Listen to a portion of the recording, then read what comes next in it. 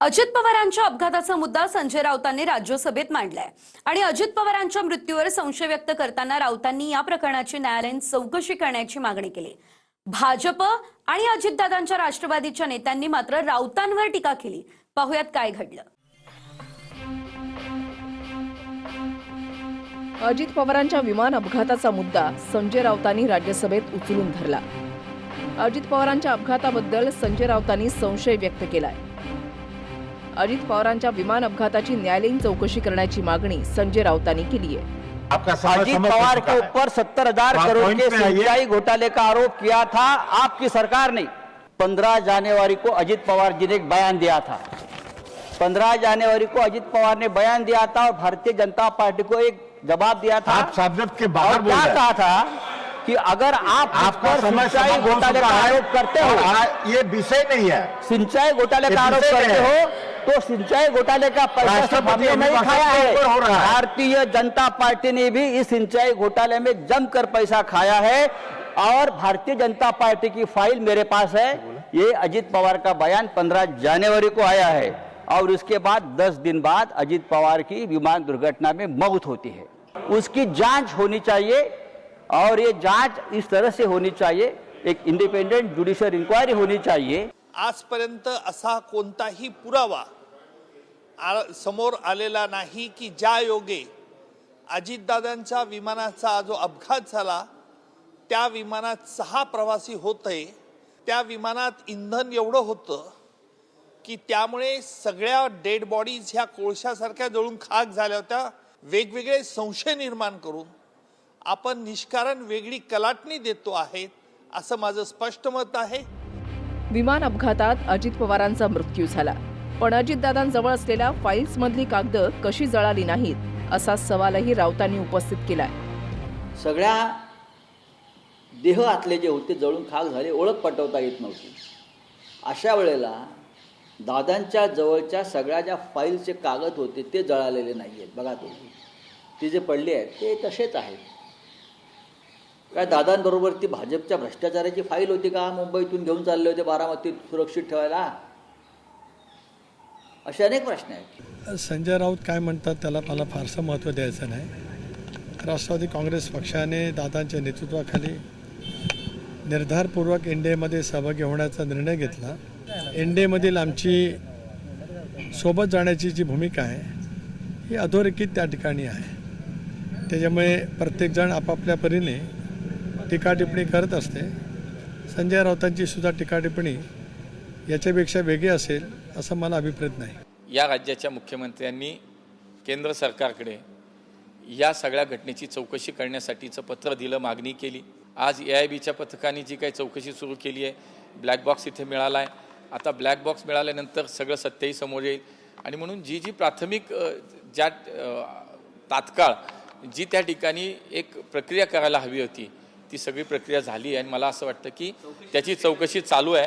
त्याचा अहवालही येईल आणि मला असं वाटतं या सगळ्याला त्याच्यावरती उत्तर मिळेल। संजय राऊतांनी अजित पवारांच्या मृत्यूची तुलना जस्टिस लोया यांच्या मृत्यू प्रकरणाशी केली आहे, तर जस्टिस लोयांचा मृत्यू हृदयविकाराने झाला होता असं उत्तर उज्ज्वल निकम यांनी दिलंय। ये जांच इस तरह से होनी चाहिए, एक इंडिपेंडेंट जुडिशियल इंक्वायरी होनी चाहिए कि ये क्या है। धन्यवाद। ये सब्जेक्ट नहीं है। भ्रष्टाचार का आरोप मुझे तो जस्टिस लोया की याद आ गई। जब अजित पवार का एक्सीडेंट मैंने देखा तो मुझे जस्टिस लोया की याद आ गई। क्या इस प्रकार का कोई हादसा तो नहीं होगा? जस्टिस लोयांचा मृत्यू हा त्यांचा हृदयविकाराच्या आजारी झाला होता आणि अचानक हृदय त्यांना हार्ट अटॅक आल्याने तिथे मृत्यू पावला। परंतु दुर्दैवाने याचं देखील राजकीय भांडवल केलं जातं। हे आपल्या लोकशाहीचं प्रगत चिन्ह म्हणायचं की एखाद्याबद्दल अफवा आणि वावड्या उडून लोकांना झुलवत ठेवायचं। आता काय बोलावं राऊतांबद्दल मी परत मी नेहमी सांगतो त्याच्याबद्दल मला काही फार घाण बोलता येत नाही, चुकीचंही बोलता येईल। खरं म्हणजे त्यांनी असं बोलू नये म्हणजे काय त्यांचं काय म्हणणं काय त्यांचं। मला असं वाटतं की एवढा मोठा अपघात झालेला आहे, एवढं मोठं दुःख झालेलं आहे महाराष्ट्र सगळं आणि त्या बाबतीत त्यांनी पुन्हा फाईल काढायचा विषय झाला, फाईल काढल्यामुळे अपघात झाला, पण त्याचं म्हणणं काय? मला वाटतं कृपा करून त्यांनी असं बोलू नये, या बाबतीत तरी बोलू नये, अपघाताच्या बाबतीत तरी बोलू नये की हा अपघात आहे का घात आहे याची डिटेल्समध्ये उच्चस्तरीय चौकशी होऊन ती चौकशी सगळ्या महाराष्ट्राच्या जनतेसमोर येणं गरजेचं आहे. देवेंद्र फडणवीस साहेबांना सुद्धा माझी विनंती आहे.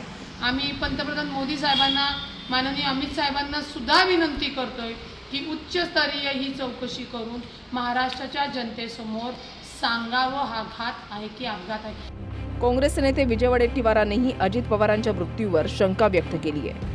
दोन पक्ष एकत्र येऊ नये म्हणून हा कट शिजला आणि त्यातूनच ही ठिणगी पडल्याची शंका वडेट्टीवारांनी व्यक्त केली आहे. आता दादांनी का कल्पना दिली नाही किंवा सांगणं आवश्यक आहे का, तो त्या पक्षाचा निर्णय आहे. आता भारतीय जनता पक्षाला का सांगितलं नाही, मग त्यांना सांगितल्याशिवाय काही पुढचा कार्यक्रमच ठरत नाही का? मग हा पक्ष भारतीय जनता पक्ष म्हणेल त्याच पद्धतीने चालतो का? पण एक खरं की दोन पक्ष एकत्र येऊ नयेत हा कट कुठेतरी शिजला आणि त्यातून ही टिंगणी पडली असं मला वाटतं. बिलकुल वडेट्टीवार काय बोलतात, त्यांना पहिलं चंद्रपूरचा महापूर काँग्रेसचा करू दे. काँग्रेस अंतर्गत पळापळी करणाऱ्या वडेट्टीवारांनी आमच्या पक्षाबद्दल बोलण्याचा त्यांचा नैतिक अधिकार नाही आणि त्यांनी फारसं बोलण्याचा प्रयत्न करू नये. आज त्यांनी त्यांचा महापूर काँग्रेसचा नेमकं कोणा गटाचं होतंय त्याची पहिली काळजी घ्यावी आणि मग आमच्याकडे पाहावं. अजित पवारांच्या विमान अपघातावरून वेगवेगळे तर्क लावले जात आहेत. त्यात आता संजय राऊतांनी थेट राज्यसभेत हा मुद्दा मांडलाय. संजय राऊतांचे मुद्दे खोडून काढण्याचा प्रयत्न सत्ताधाऱ्यांनी केलाय. Bureau report TV9 Marathi.